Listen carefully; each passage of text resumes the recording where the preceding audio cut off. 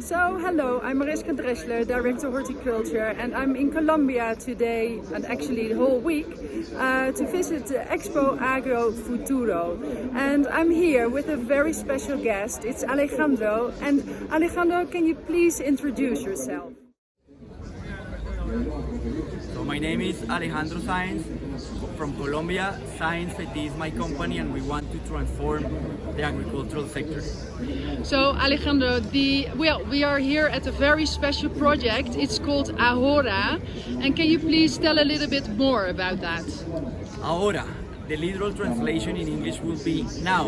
And the reason is that the future of the agricultural sector in Colombia cannot be postponed for later. It needs to be happening right now, and that's exactly the name Ahora. So we are partnering up with institutions, academic institutions, with public sector and also private sector, in which technology beats any ideology to showcase the good way of growing. We as a sector need to be proud of what we do, and we need to showcase it so that everyone, especially the consumers, know how food is being produced, and in that way they start demanding good, healthy products for everyone. So you show that at the Ahora project, and if you look at that, and if you look at the potential of Colombia, can you tell me a little bit more about that?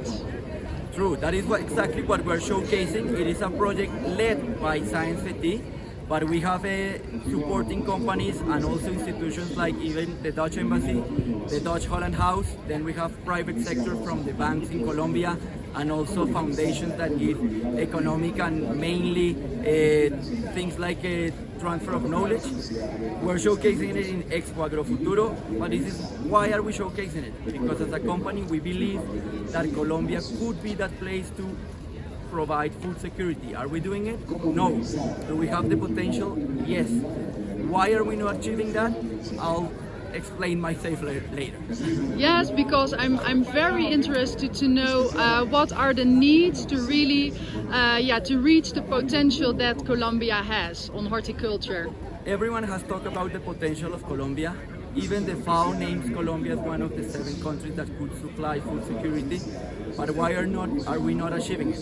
First of all, we need the tools, and by tools I mean seeds, biological control, greenhouses, fertilizers, all the different things that you might even find in GreenTech, which I know you find them there. Secondly, it's not only the tools, you need also to have the knowledge, how to use those tools. Once you have that, then you can start getting into the productive projects, but for that you also need a buyer. Who's going to buy? So we need to think from the consumer backwards. If we have the demand, then we need those tools, that knowledge to produce in that way, and hopefully the financing comes for the productive projects, but not to the guys who ask the credit. So those are the different things that at the end are becoming a hurdle for Colombia to overcome and to be able to be that place to produce food. Because it's not that the free trade agreements have been signed wrongly, it's that as we don't have those tools, as we don't have that knowledge, we are not able to comply the requirements that the European Union or the USA are asking for the Colombian products. Do we need your help? Yes, we need your help. So please come to Colombia, but with an open mind to give knowledge, not just to get profits. That's completely different. We together are part of the agricultural industry. We need to promote it, and together we are much stronger. So we have a lot of knowledge sharing and knowledge sharing overall to do, Alejandro. Also, well, you, me, and how important is the GreenTech platform for you in that perspective? That's exactly where everyone meets. That's the platform itself, not only the production companies, the suppliers, but also the growers, also the retailers, public institutions, government institutions, and there's where we need to talk and actually make ourselves heard.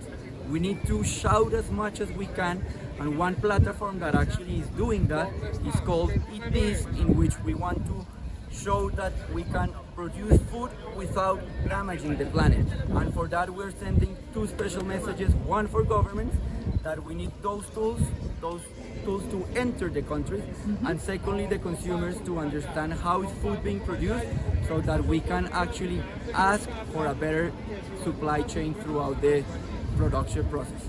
So cooperation is in that perspective super important, also with the Aegis project. And well, I'm very much looking forward to elaborating on that much more with you. And well, I wish you a very good show, and thank you very much, Alejandro, for your message.